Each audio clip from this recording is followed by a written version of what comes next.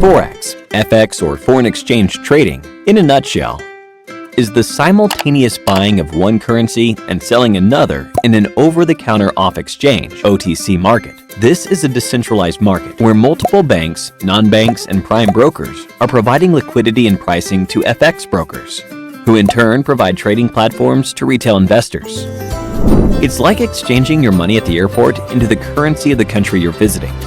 The Forex market is the world's largest financial market, with over $6.6 trillion in daily trading volume. Yep, that's trillion with a T.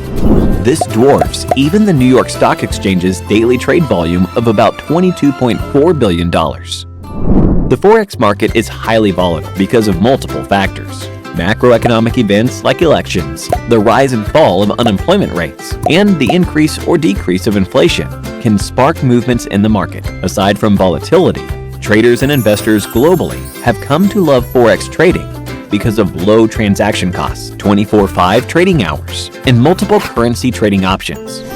Thanks to the trading leverage, FX market allows everyone to trade, from large institutions to private individuals.